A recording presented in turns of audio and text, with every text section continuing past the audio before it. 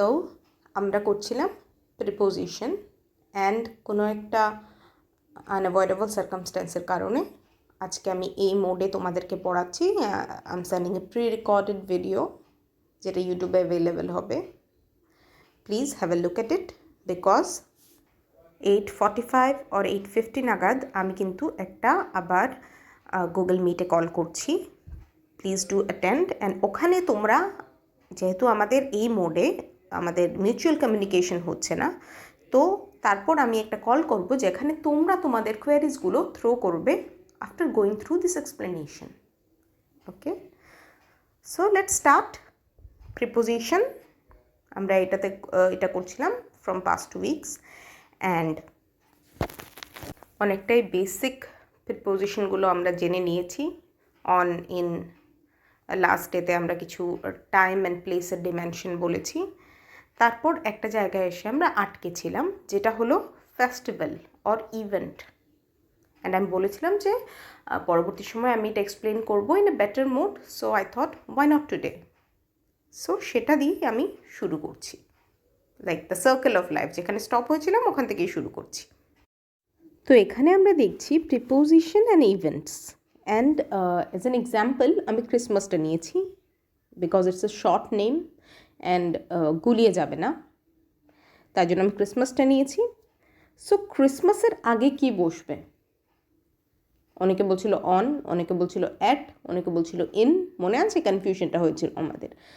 তো অ্যান্ড আমি বলছিলাম যে তাহলে আগে কি হবে, পরে কি হবে, অ্যান্ড ওই দিন আমার কাছে কোনো প্রেজেন্টেবল স্লাইডও ছিল না, সো সেই কারণে আমি খুব একটা বোঝাতে পারিনি। তো চলো আজকে এটা ভালো করে বোঝাচ্ছি যে ক্রিসমাসের আগে অন হবে, বাট সবসময় নয়। কখন হবে? দেখো, when something happens on Christmas day, that is the Christmas party না, whatever the celebration, ওই দিনটির কথাতে যখন উল্লেখ থাকবে তখন কিন্তু ওই দিনে যা যা হচ্ছে, যে ক্রিসমাসের পার্টি হোক, ক্রিসমাস সেলিব্রেশন হোক, মানে ক্রিসমাসের দিনটি, এই যে 25শে ডিসেম্বর, 25 ডিসেম্বর, সেই দিনটিতে যদি কোনো ঘটনা ঘটে, সেই দিনটিকে উল্লেখ করে যদি আমি কোনো কথা বলি, তখন তার আগে অন হবে। একটু এক্সাম্পল দিলে ভালো করে বুঝবে। দেখো এখানে লিখেছি, rather than gossiping here we should visit the church on Christmas. এখানে বুঝতেই পারছো যে আমি বলছি এখানে বসে আড্ডা মারার চেয়ে আমরা এখন চার্চে যেতে পারি ক্রিসমাসের দিনে।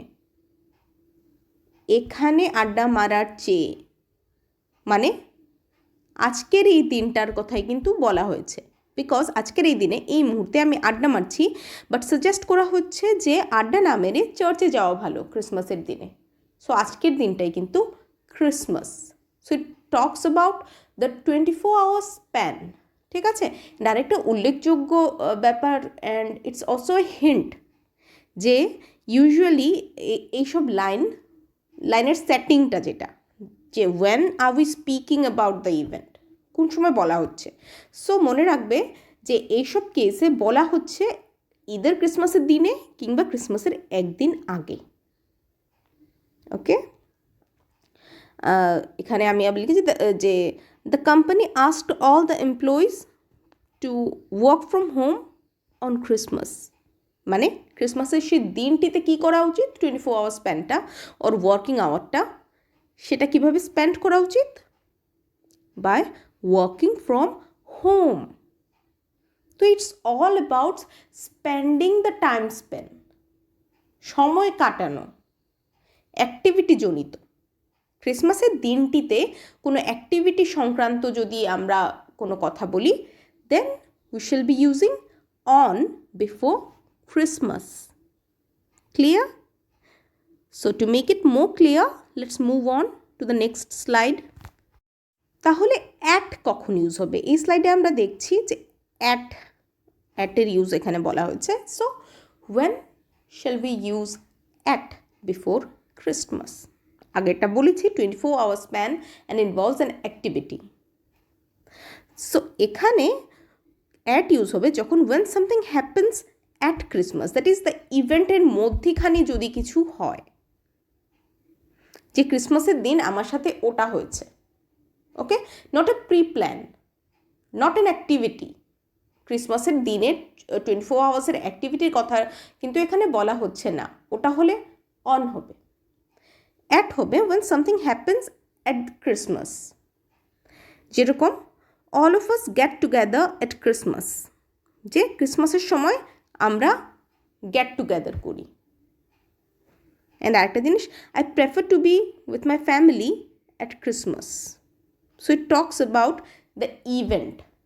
ওকে, আগেরটা ছিল স্প্যানটা, ক্রিসমাসের দিনটি কী করে কাটানো, আর এটা হলো ক্রিসমাসের সময়ে কিংবা ওই ইভেন্টটিতে, ক্রিসমাসের যে অনুষ্ঠানে কি করা হয়। Okay, not the day, the event. তোমার বুঝে নিতে হবে যে ক্রিসমাস কথাটির এখানে কোন কনটেক্সটে ইউজ করা হয়েছে। Is it referring to the Christmas party or the Christmas day, that is 25th December. 25th December বলছে না কোনো অনুষ্ঠানের কথা বলছে। সো 25th ডিসেম্বর হলে আগে অন হবে, বিকজ 25th ডিসেম্বর যখন আমরা ডেট ইউজ করি তখন তার আগে অন হয়।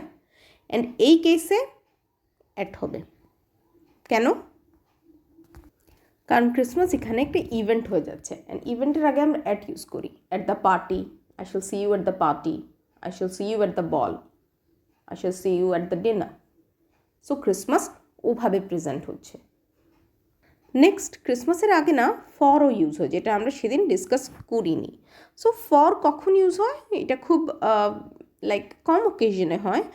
এটা ক্রিসমাসের অ্যাটলিস্ট কয়েক সপ্তাহ আগে আমরা কথাটা বলছি, অ্যান্ড আমি তোমাকে ফিউচার ক্রিসমাসের প্ল্যান সম্বন্ধে জিজ্ঞেস করছি। Are you going to home for Christmas? When shall you start shopping for Christmas? Christmas সামনে আছে এবং এই সামনের ইভেন্টটিকে কেন্দ্র করে যদি আমি কোনো কথা বলি তখন তার আগে ফর ব্যবহৃত হবে। তো কনফিউশনটা ক্লিয়ার হয়েছে? আগেন আই রিপিট, যখন সেই 24 আওয়ার্স স্প্যান 25th ডিসেম্বর, সেই দিনটির কথা বা এই দিনটিতে কিছু হবার কথা বলা হবে তখন অন ইউজ করা হবে। যখন সেই পার্টি বা ক্রিসমাসের ওকেশনটার কথা মেনশন করা হবে, ওকেশনের মধ্যে কিছু করা বা কীভাবে সেলিব্রেশন রিলেটেড কিছু বলা হবে তখন তার আগে অ্যাট ইউজ করা হবে। অ্যান্ড নাও যদি ফিউচারিস্টিক কিছু বলা হয় তখন ফর ইউজ করা হবে। এটা ক্লিয়ার না হলে প্লিজ জানিও।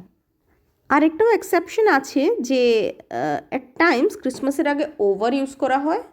সো এটা হলো if you are planning something for an elongated period of time, ঠিক আছে, দ্যাট ইজ দ্য ক্রিসমাস ভ্যাকেশনের কথা ফর এক্সাম্পল যদি আমরা রেফার করি।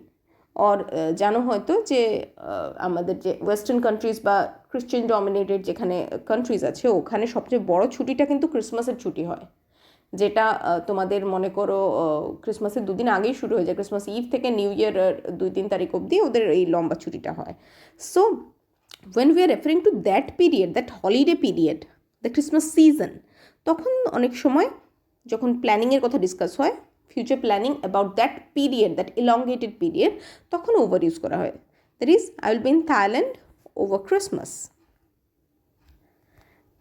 তো এটা হলো আমাদের ইভেন্ট সংক্রান্ত যে প্রিপোজিশনের কনফিউশনটা ছিল, দ্যাট আই হোপ মোটামুটি ক্লিয়ার হয়েছে। এটার উপরও এক্সারসাইজ করালে আরেকটু বেটার হয়ে যাবে। সো আজকের নিউ আরেকটা টপিকে যাচ্ছি এবার।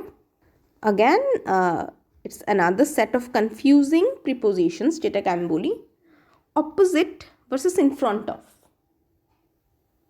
opposite versus in front of. opposite মানে বিপরীতে দাঁড়িয়ে, in front of মানে সামনে দাঁড়িয়ে। এবার তোমরা কল্পনা তো করতে পারছো, একটা পিক্টোরিয়াল যেটা কল্পনা, যেট ইজ একটা ইম্যাজিন করতে পারছো তোমরা পজিশনগুলো।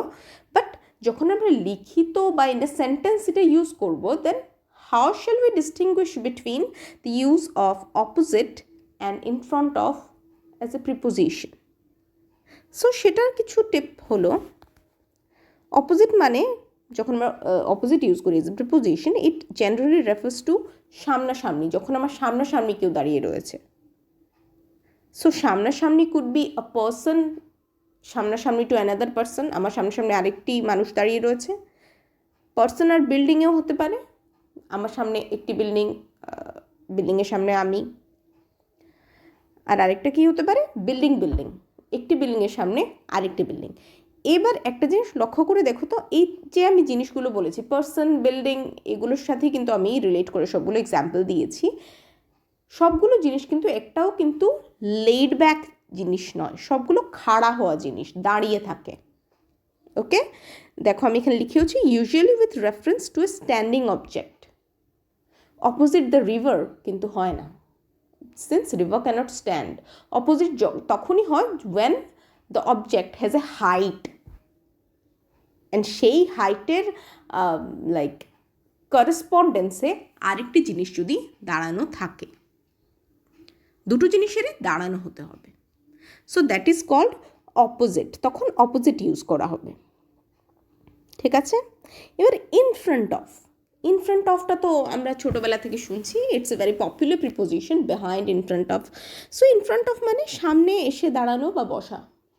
তোমরা হয়তো জানোই যে ছোটোবেলা যখন প্রেয়ার হলে বা কোনোখানে কিউয়ে দাঁড়াতে, কোনো লাইনে দাঁড়াতে, এখনও তো টিকিট কাউন্টারে বলো বা যে কোনোখানে আমরা তো লাইনে দাঁড়াই। সো যে তোমার সামনে থাকে, that person is in front of you. এটা আমাদের জেনারেল সেন্সে ঢুকে আছে, বাট এটার প্রয়োগ পদ্ধতিটা বা ইউজেজটা কী? সো সবসময় মনে রাখবে যে ইন ফ্রন্ট অফ কিন্তু is not a stagnant preposition. আর স্ট্যাগনেন্ট মানে কি, একটা জায়গায় like silent, like at its being, যেটাকে আমরা বলছিলাম যে ইন এবং ইনটু বা অন এবং অনটুর যে তফাৎটা দিয়েছিলাম, টু অ্যান্ড টুয়ার্ডস। মানে স্ট্যাগনেন্ট মানে when something is not in motion. Okay, motion মানে movement. So whenever we use in front as a preposition, remember ওই অবজেক্টটি কিন্তু জাস্ট তোমার সামনে দাঁড়ানো সেরম কিছু নয়। দ্য অবজেক্টটা ওই লাইনের যে ওই সেন্টেন্সটার কনটেক্সট সবসময় এরকম হবে যে ওই জিনিসটা হঠাৎ করে তোমার সামনে এসেছে বা তোমার সামনে জিনিসটাকে রাখা হলো। So the use of in front of involves a movement. সেরকম ওই ইনটু বা অনটুর মতো ডাইরেক্ট মোশন নয়, বাট একটা মোশন, একটা ভার্ব কিন্তু ইউজ করা হবে হুইচ ডিনোটস দ্য মোশন। ওকে, এক্সাম্পলগুলো দিলে তোমরা বুঝবে। দেখো আমি কোটেশনের মধ্যে সেই ভার্বগুলোকে রেখেছি। Example, he parked the car in front of his office. In front of এখানে ইউজ করা হয়েছে কিসের? In front of office. But what is the activity? The car is standing in front না, he parked the car. So the car was involved in an activity. আরেকটা example দেখো, the waiter হবে, আমি water লিখে ফেলেছি ভুলবশত। The waiter placed the plates in front of আস। মানে আগে কিন্তু প্লেটসগুলো ছিল না আমার সামনে, কী করে ইন ফ্রন্টে এলো? ওয়েটার এসে আমার সামনে রেখে দিল। So again as a tip, it usually involves a position captured through a movement. পজিশনটা যখন একটা মুভমেন্টের ফলস্বরূপ হবে তখনই ইন ফ্রন্ট অফ কিন্তু বসবে। ওকে, সো প্লিজ রিমেম্বার দিস। কোনো কোয়েরি থাকলে অবভিয়াসলি বলো। সো এই দুটো যখন ডিসকাস করা হয়েছে, এই দুটো হলো মোর কনফিউজিং অ্যাসপেক্টস। আরেকটা জিনিস অনেকে কনফিউজ হয়, ইভেন দো এটা খুব আনকমন, দ্যাট ইজ ফেসিং। হ্যাঁ, like I was facing her etcetera. Facing কথাটার মানে হলো মুখোমুখি আসা, এটা মানে মুখোমুখি। ওকে, সামনাসামনি না। অপোজিট মানে যেমন সামনাসামনি, এটা মুখোমুখি, ফেস অফ। ঠিক আছে, সো মুখোমুখি কথাটা যখনই আমরা মানে ইম্যাজিন করি বা ভাবি, তখনই কিন্তু একটা সংঘর্ষ টাইপ অফ জিনিস আমাদের মাথার মধ্যে এসে পড়ে। এটা এমনি এসে পড়ে ইনস্টিংটিভলি। সো এখানে আমি দেখো লিখে রেখেছি যে facing involves a psychological encounter contextually. যখন এই যে ফেস অফটা বা মুখোমুখি আসাটা একটা সাইকোলজিক্যাল এনকাউন্টার হবে, it's not a mere physical movement. But context মানে এটার যে ঘটনা বলি সেটার সূত্রে যে এই যে মুখোমুখি আসাটা সেটার একটা আলাদা কিন্তু মিনিং থাকবে। যেমন এক্সাম্পল দেখো, finally he came to my house and stood facing me.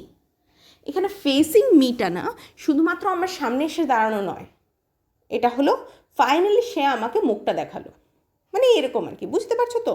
মানে হঠাৎ করে মুখোমুখি হওয়া, যে এসে পুলিশ সেই চোরের মুখোমুখি হলো বা চোর পুলিশের মুখোমুখি হলো, এটা কিন্তু it's not just a mere positioning, এটা কিন্তু একটা mental face of.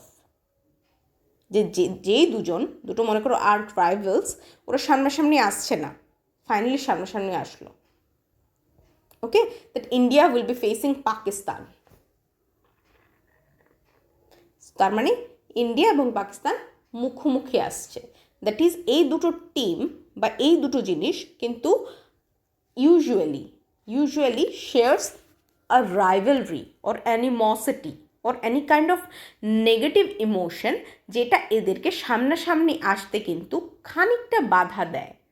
Either rivalry is not equal to an animosity. Obviously, India versus Australia, যদি আমি বলি India has a rivalry with Australia.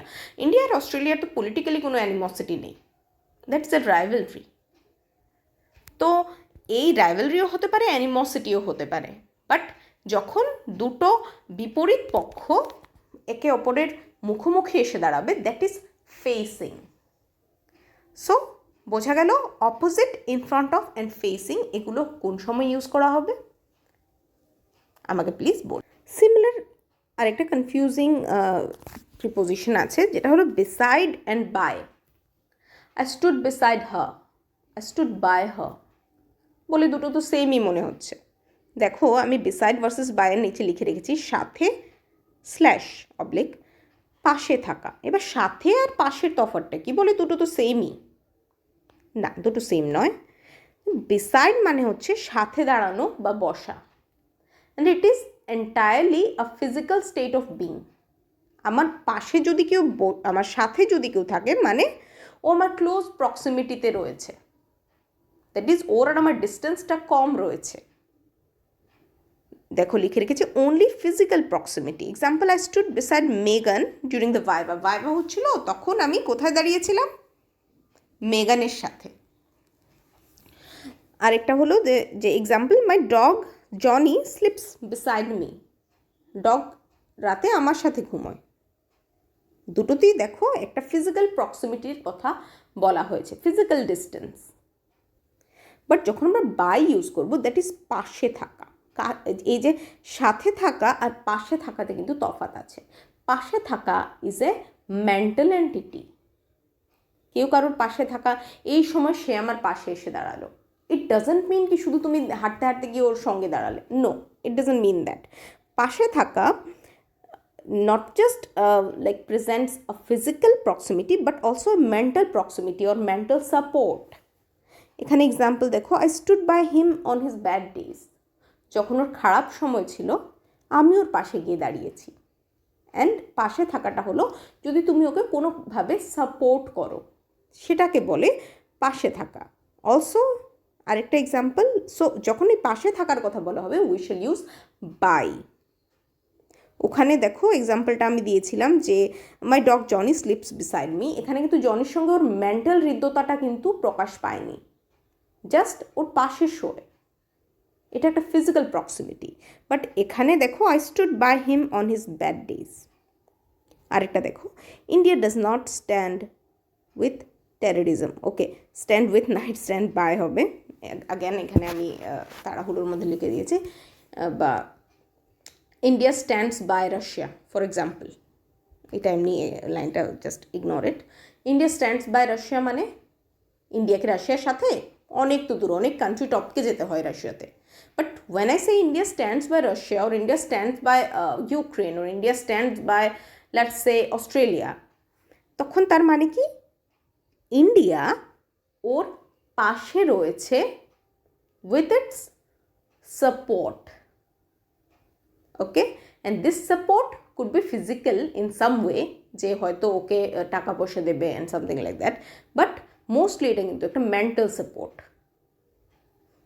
যে রাশিয়া মনে করো যুদ্ধ করছে, ইন্ডিয়া ওকে যুদ্ধে হেল্পও করছে না, কিছুই করছে না, but in some way in the power structure India রাশিয়ার সঙ্গে আছে। Okay, so that is by. So by একটা abstract distance, not concrete distance, এটা ফিজিক্যাল ডিস্টেন্স নয়, এটা হলো মেন্টাল প্রক্সিমিটি। ওকে, বোঝা গেছে? আমাকে অবভিয়াসলি না বুঝলে বলো। সো এই দুটো যখন বলেছি, বিসাইড বাই দুটোই কাছাকাছি থাকার ব্যাপার, সো নিয়ার কেন থাকবে না? অবভিয়াসলি নিয়ার এই দুটোর থেকে বেশি পপুলার, বেশি আগে থেকে আমরা শুনছি। নিয়ার মানে কি? কাছে।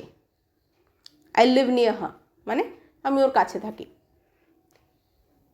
But does near mean beside? আমি কি ওর পাশের বাড়িতেই থাকি? আমি যদি বলি যে আমি তো ওর কাছে থাকি, ডাজ কাছে মিনস পাশের বাড়ি, সাথে? নো।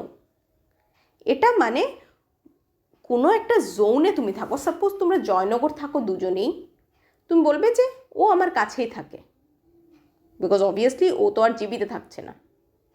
সো বাট জয়নগরে হয়তো একজনের জয়নগর 3 নম্বর, একজনের জয়নগর 1 নম্বর, তো অনেকটা ডিস্টেন্স, বাট তুমি বলছো যে ও আমার কাছে থাকে। সো অ্যান্ড নিয়ারের কিন্তু ইউজ তোমরা জানো, just like any other adjective, like I live near her house at Kolhapur. আমি একটা এক্সাম্পল এমনিতেই দিয়েছি যে আমি ওর কাছে থাকি, আমার বাড়ির কাছেই ও থাকে কোলাপুরে। সো নিয়ার এই জিনিসটাকে বোঝায়। এবার নিয়ার বাই, অনেকে বলে নিয়ার বাই ব্যাপারটা কী? এটাও কি নিয়ার না অন্য কিছু? হ্যাঁ, সেটা ওরকমই দেখায়। নিয়ার যে রিপ্রেজেন্ট করে, নিয়ার বাইও সেরকম রিপ্রেজেন্ট করে, বাট সেন্টেন্সে সেটার প্রয়োগ পদ্ধতিটা আলাদা। দ্যাট ইজ নিয়ার বাই মানে কাছাকাছি, কাছাকাছি। ওটা হলো কাছে আর এটা কাছাকাছি। আমি যদি বলি ও আমার কাছে থাকে, সেটা ওকে। আর যদি বলি যে ওর বাড়ি তো ওখানে, কাছাকাছি, এটা কিন্তু এক্সট্রা একটা লেজুর যেমন আমি যোগ করলাম। ওকে, সো নিয়ার বাইয়ের প্রয়োগটা হবে somewhere close to the object, এটার মানে just like near, but usually it is used after a verb at the end of a sentence. Near যেরকম বলে যে I live near her, I live near by her, কিন্তু হয় না। এটা কখন ইউজ হয়? ইউজুয়ালি আফটার দ্য ভার্ব, ঠিক আছে, at the end of the sentence. যে এখানে I drank the coffee as I stood near by. Okay, I stood near her, near হলে আই স্টুড নিয়ার হার হবে। আর যদি নিয়ার বাই ইউজ হয়, I stood near by, সেটা লাস্টে। And usually nearby involves 2 clauses, ঠিক আছে। I live near by, নিয়ার বাইটা সবসময় last word of the sentence হয় usually, if not divided into clauses. Clause মানে দুটো সেন্টেন্সকে এক করা। সো যেটা তোমাদের ওই simple complex compound, not simple, complex আর কম্পাউন্ড সেন্টেন্স, যেখানে দুটো আলাদা রকম সেন্টেন্সকে এক করে দেওয়া হয়। সো ওরকম সেন্টেন্স হলে it's an exception, but in a simple sentence near by সবসময় সেন্টেন্সের শেষে ইউজ হয়। I stood near by, and near বাইয়ের পরে কখনো অবজেক্ট হয় না। যেরকম I stood near her, her is the object, I তো সাবজেক্ট, আই তারপরে ভার্ব, স্টুডটা হলো verb, near preposition, her object. But এখানে কি হয়েছে? আই স্টুড নিয়ার বাই, এটা ভার্বের পরে কিন্তু ইউজ হয়, বিকজ এটা প্রিপোজিশন নয়, এটা কি?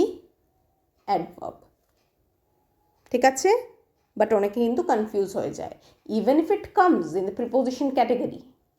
বুঝতেই পারছো, এটার প্রয়োগ পদ্ধতি কিন্তু বাকি সব প্রিপোজিশন থেকে অনেকটা আলাদা। So near and near by জিনিসটা সেমই কিন্তু দেখাচ্ছে, এগুলোর কনোটেশনটা সেম, বোঝাতে চাচ্ছে সেম জিনিস, বাট প্রয়োগ পদ্ধতিটা কিন্তু আলাদা। এটাও না বুঝলে আমাকে নিশ্চয়ই বলবে। লাস্ট আরেকটা কনফিউজিং ক্যাটাগরি তোমাদেরকে আজ দেখিয়ে দিচ্ছি, that is by. By already আমরা একবার বলেছি in terms of distance, but now we shall study by in terms of time. হ্যাঁ, ইন এবং অ্যাটের মতো বাইও কিন্তু multipurpose preposition. That is in আমরা টাইমের আগেও ইউজ করি, ইন আমরা প্লেসের আগেও ইউজ করি, অ্যাট আমরা টাইমের আগেও ইউজ করি, অ্যাট আমরা প্লেসের আগেও ইউজ করি। সো এখানে বাই আমরা যে দেখেছি, বাই একটা আমরা অবজেক্টের আগে ইউজ করছি, দ্যাট ইজ আ পার্সনের আগে। আই স্টুড বাই হার, একটা অবজেক্ট। ঠিক আছে, রিমেম্বার সাবজেক্ট আর অবজেক্টের এটা যে বলছি, please don't be confuse. Subject হলাম আমি বা যে কাজটা করছে, অ্যান্ড অবজেক্ট হলো আরেকটা নাউন যেটা মেনশন করা হবে, যেটার সাথে আমার রিলেশনটা, মানে আমার বা সাবজেক্টের রিলেশনটা বলা হবে। That is the cat is on the table. So here cat is the subject and table is the object. ক্যাটের লোকেশন আমরা জানছি with respect to the table.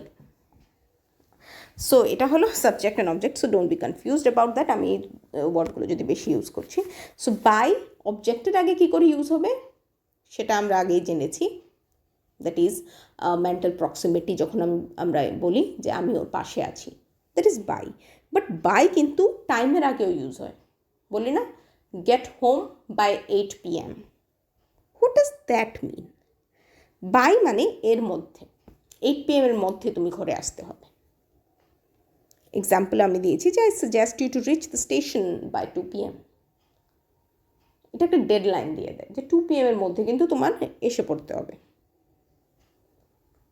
ঠিক আছে, অ্যান্ড আগেন আরেকটা এক্সাম্পল, এটা আমি কি লিখেছি আমি কিছু বুঝতে পারছি না, টাইপও হয়ে যায় এরকম। So I think I meant কি I will complete reading the book by the end of this month. তার মানে এই যে দেখো তার আগের লাইনে বাই 2 PM, জাস্ট একটা ছোট্ট টাইম দিয়ে দেওয়া হয়েছে 2 PM। ওকে, কনক্রিট টাইম। এখানে কিন্তু not a concrete time, it's an elaborate time. টাইমটা কি? By the end of this month. Same একটা সময়সীমাই বলেছে, বাট এটা এলাবোরেট সময়সীমা, পয়েন্টেড না।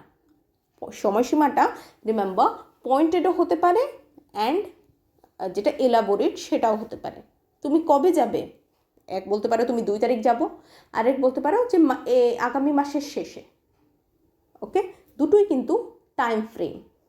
তো বাই কিন্তু এই দুটোর আগেই ইউজ হতে পারে। এটা অ্যান্ড হিন্টে আমি এটাই লিখেছি যে ইউজ বিফোর আ ডেডলাইন। ওকে, না এবার বিফোর কি? বিফোর তো বলে তাড়াতাড়ি এসে পড়ো, এটা তো বিফোর হয়। বিফোর 2 PM ইউজটা শুনেছ? বিফোর 2 PM জানি না, বাট বিফোর তো ইউজ করা হয় টাইমের বেলা। এর আগে এসে পড়ো, বিফোর এটা হয়। দ্যাটস রাইট, বিফোর এটা হয়। বিফোর ইজ ইউজড সিমিলার সেন্সে, এটাও একটা ডেডলাইন সেন্সেই বলা হয়। But that deadline is not just a period of time, it's an activity. তুমি বললে যে মাসের শেষে আসবো, মাসের শেষের মধ্যে আমি তোমাকে হোমওয়ার্কটা করে দিয়ে দেবো, বা 2 তারিখের মধ্যে আমি হোমওয়ার্কটা করে দিয়ে দেবো। আর যদি বিফোরের ইউজের বেলা কী বলা হয়?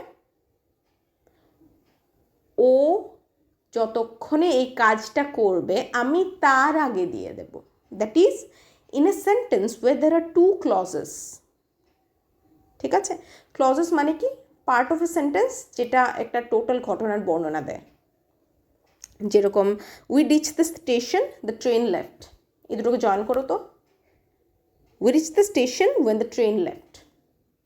ওকে, সো এখানে দুটো ক্লজ রয়েছে, উই রিচ দ্য স্টেশন আর দ্য ট্রেন লেফট, যেটাকে কম্বাইন করে আমরা একটা সেন্টেন্স বানিয়েছি। ঠিক আছে, সো এগুলো হলো clauses. So whenever we use clauses, a certain clause as a সময়সীমা, তখন বিফোর ইউজ হয়। যেরকম we reach the station before the train left. Okay, এখানে কখন? Not before 2 PM, not before 1 month, but before the train left. একটা কাজ, ওকে, একটা entire statement, একটা কাজ হবার আগে আমি ওখানে চলে গেছি। যখন একটা এন্টায়ার কাজের বর্ণনা দেওয়া থাকে সময়সীমার মধ্যে, তখন তার আগে বিফোর ইউজ হয়। ঠিক আছে, অলসো আরেকটা example, before I get angry please leave. এখানেও দুটো কাজ রয়েছে, একটা হলো প্লিজ লিভ, আর একটা আই এম গেটিং অ্যাংরি। তো আমার রাগ ওঠার আগে তুমি চলে যাও, আগে, এর আগে এটা লিখিয়ে রেখেছি, আমার রাগ ওঠার আগে তুমি চলে যাও। এখানেও দুটো ক্লজ ইউজ করা হয়েছে, অ্যান্ড বিফোর কিন্তু এখানে কিন্তু বলা হবে না যে by I get angry please leave, no, এটা হবে না। We reached the station by the train left, না, হবে না। whenever there are two clauses and join করতে হবে একটা প্রিপোজিশন দিয়ে, টাইম ফ্রেমটা প্রিপোজিশন দিয়ে মেনশন করতে হবে, we shall always go for before. So এখানে দেখো হিন্টে লিখে রেখেছি, it is used as a conjunctional preposition, that is it joins two clauses. দুটো সিচুয়েশন থাকে, একটা সিচুয়েশনকে ডেডলাইন হিসেবে যখন ব্যবহার করা হয় অফ দ্য আদার সিচুয়েশন, তখন বিফোর কিন্তু ইউজ করা হয়। শুনতে একটু কনফিউজিং লাগতে পারে, এটা তোমরা বারবার শুনতে পারো ইচ্ছে করলে, অ্যান্ড অবভিয়াসলি এটা আই থিঙ্ক এক্সারসাইজের পরে শেষ হয়ে যাবে। এক্সারসাইজ যখন করবে এই প্রবলেমটা তোমাদের শেষ হয়ে যাবে। সো আই হোপ এইটুকু তো বুঝেছো। অ্যান্ড আগেন আমি যেটা কনফিউজ করার মতো তোমাদের, সেটা অ্যাকচুয়ালি ফার্স্ট পার্টটাই, যেটা ইভেন্টের কথা আমি বলেছি 24 আওয়ার্স, তার আগে কী হবে অন। ক্রিসমাস ডের কথা যদি বলা হয় 24টা ঘন্টা কোনো একটা অ্যাক্টিভিটি, তখন অন। পার্টিতে কী করবে তার আগে অ্যাট, আর বাকি দুটো কী ছিল, একটা ছিল যে ফর, এটা হলো প্ল্যানিং, আরেকটা হলো over, which relates to the Christmas vacation. তো এগুলো মনে রাখবে। এখানেই শেষ করছি। অ্যান্ড প্লিজ আরেকটা কথা, ডু ইয়োর হোমওয়ার্কস, আর্টিকেলস এটা তোমরা দেখাওনি, অ্যান্ড আমাকে আমি 8:45 নাগাদ কিন্তু, আই হোপ 45 মিনিটে হয়ে যাবে, তোমরা আমাকে জানিও যে নাও ইউ আর ফ্রি। তো তখন আমরা ডিসকাস করব through this Google Meet. That's it, thank you.